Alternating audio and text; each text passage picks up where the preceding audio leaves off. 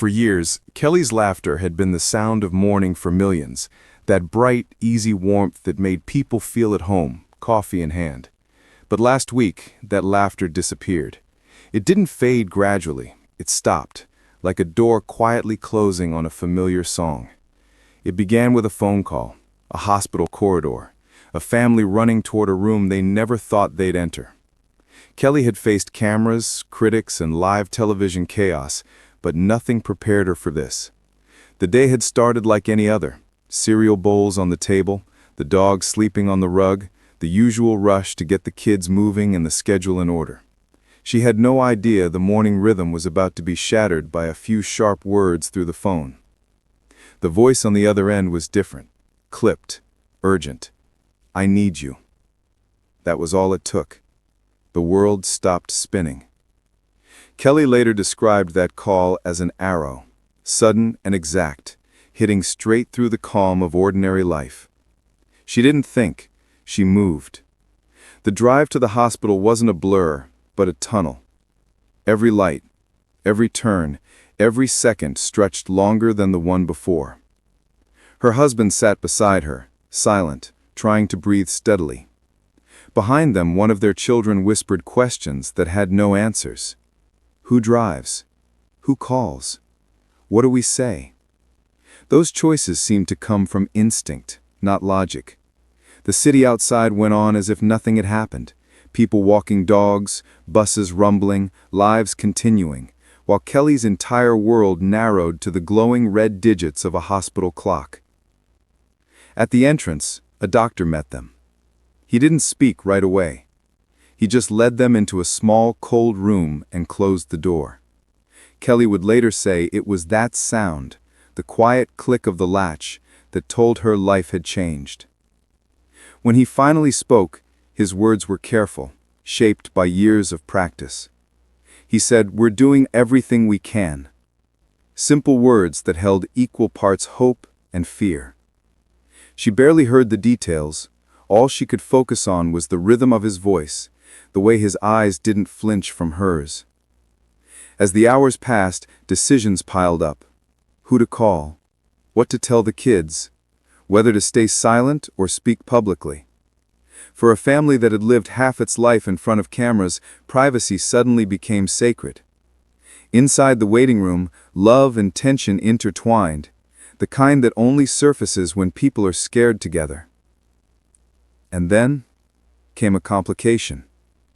A nurse appeared, her expression calm but firm.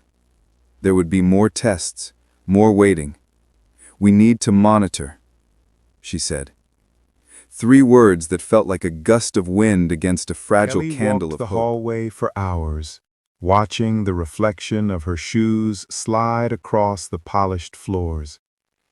Every beat from the monitors behind the doors seemed to echo in her chest.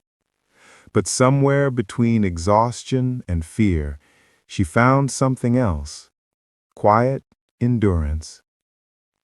In that hospital, surrounded by noise and worry, Kelly experienced a moment so small it nearly went unnoticed. A nurse placed a gentle hand on her shoulder. Just that, a touch, a nod, a silent kindness. Kelly laughed through her tears, a fragile sound, but real. That one human gesture cut through the panic like light through fog. Later, she would say that was the moment everything changed. Not the diagnosis, not the test results, but that single act of care. Because sometimes healing starts not with medicine, but with empathy. When she finally spoke publicly, Kelly didn't focus on the medical details. She wanted people to know about that moment, about the kindness of strangers, the quiet heroes in scrubs who carry others' fears every day. She said she chose to speak not to control headlines, but to stop the rumors that silence always feeds. Her honesty caught the world off guard. Some praised her openness, others questioned how much should be shared. Kelly didn't respond with anger. Instead, she answered with calm, reminding people that empathy can exist even where opinions differ. As the days went on, the family pulled tighter together. They laughed, even in waiting rooms. They held hands when words fell short.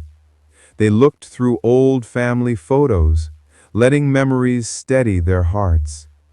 Then one evening, when the hospital lights dimmed and visiting hours ended, someone in the family spoke what everyone had been avoiding. A confession. Fear, guilt, love tangled together. It wasn't a breakdown, it was a breakthrough. Kelly would later call it the turning point. She said that truth, once spoken aloud, lifted the weight that had been pressing on them for days. And for the first time since that phone call, she felt her lungs fill completely again. The family made a quiet pact that night to pause everything, to stop pretending life had to go on at full speed. They cleared schedules, canceled appearances, and chose stillness over routine.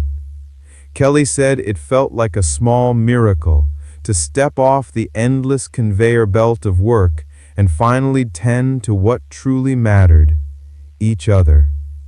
And though the world would eventually move on, she never forgot that single, quiet moment in the hospital. The nurse's hand, the shared breath, the whisper of comfort in chaos. Because when everything else falls away, it's not fame or headlines that remain. It's the people who reach out and say, without words, I'm here.